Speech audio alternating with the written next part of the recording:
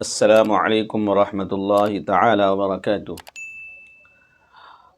آپ تمام بھائی بہنوں سے گزارش ہے کہ جو آخرت کے متعلق چند باتیں آپ کے سامنے پیش کروں گا ان کو غور کے ساتھ، دھیان کے ساتھ اور مکمل یقین کے ساتھ ضرور سنیں، کیونکہ آج کے دور میں کامل آخرت کے یقین نہ ہونے کی وجہ سے مرنے کے بعد جو زندگی شروع ہوتی ہے وہ اکثر مسلمانوں کے دل و دماغ سے اوجھل ہوتا جا رہا ہے، اور بہت سارے مسلمان تو کہہ دیتے ہیں کہ دیکھا جائے گا۔ یہ جملہ بہت ہی نازک اور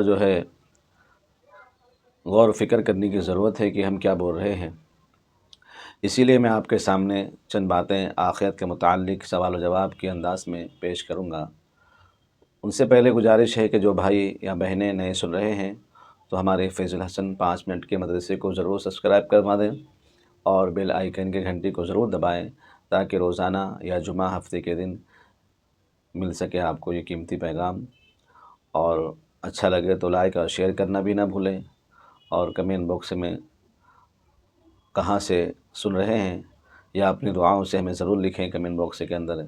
اس سے مجھے حوصلہ افزائی ہوگی اور مجھے خوشی ہوگی۔ شکریہ۔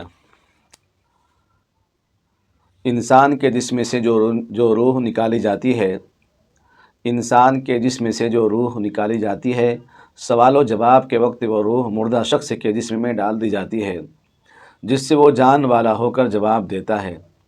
یہ باتیں شرف المکالمہ حضرت مولانا مسیح اللہ خان صاحب نور اللہ مرقدہ کی کتاب میں لکھی ہے۔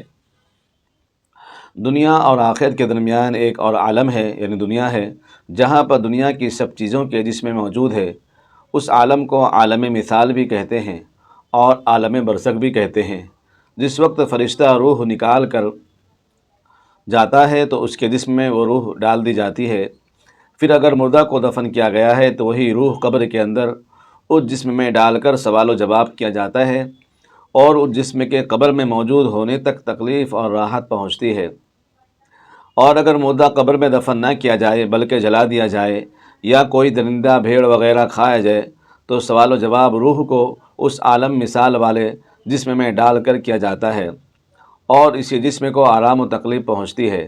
اسی طرح مردہ جب قبر میں ریزہ ریزہ ہو جاتا ہے تو پھر اسی عالم مثال کے جسم میں روح کو تکلیف اور آرام ملتا ہے، قیامت تک کہ اسی جسم کے ساتھ راحت و تکلیف متعلق رہے گی۔